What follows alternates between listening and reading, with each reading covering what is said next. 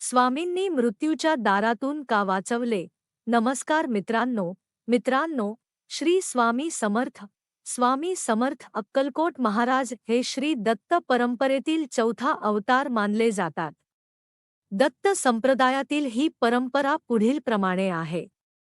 वेदपुराण काळात श्रीदत्त एक प्रसिद्ध व्यक्ती बनले. श्रीदत्त गुरु हे अत्रि ऋषी आणि अनसूया यांचे पुत्र होते.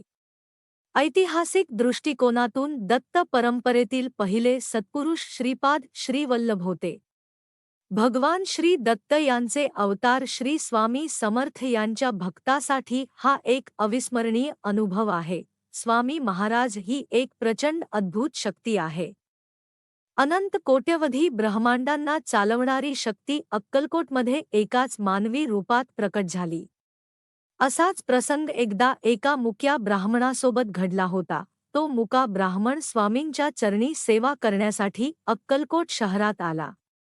श्री स्वामी समर्थांच्या शक्तीचे अनेक गुणगान त्यांनी ऐकले होते. स्वामींच्या कृपेने अशक्यही शक्य झाले असा विश्वास त्यांच्या मनात जागृत झाला आणि श्रद्धेने त्यांनी स्वामी चराची सेवा सुरू केली आणि स्वामींच्या दरबारात आवश्यक ते काम नियमितपणे करू लागले. अक्कलकोट शहरात स्वामी समर्थ उपवास करतात. विविध भक्तांना योग्य दिशा व मार्गदर्शन देण्याचे काम ते करीत होते.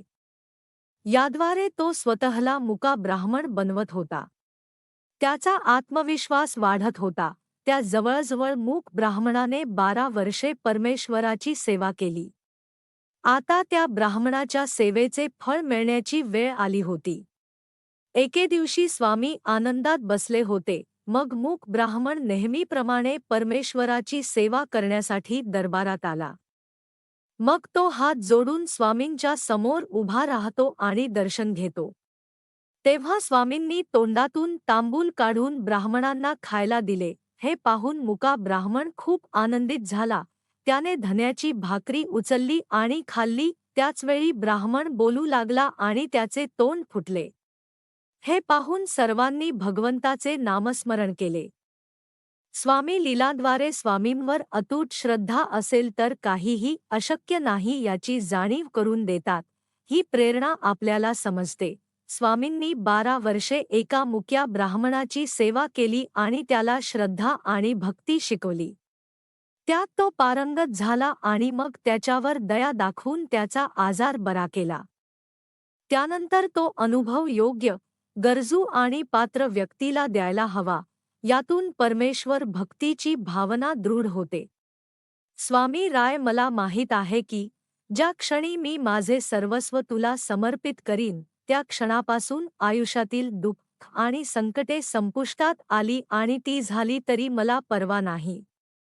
कारण मला माहीत आहे तू मला नेहमीच ही संधी दिली आहेस. पुढच्या पिढीसाठी अनुभवाचा खजिना निर्माण करण्यासाठी तुम्ही त्या त्रासांचा एक निमित्त म्हणून वापर करावा. गोविंद नास्तिक होता. तो प्रशिक्षण घेऊन अभियंता होता. एके दिवशी शेतात काम करत असताना त्याला चक्कर आली आणि तो खाली पडला. रुग्णालयात गेल्यावर त्यांना हृदयविकाराचा झटका आल्याचे समजले. मात्र डॉक्टरांनी सांगितले की प्रकृती अत्यंत गंभीर असून तो अवघा 3 दिवसांचा आहे. त्यावेळी सर्वजण चिंतेत होते.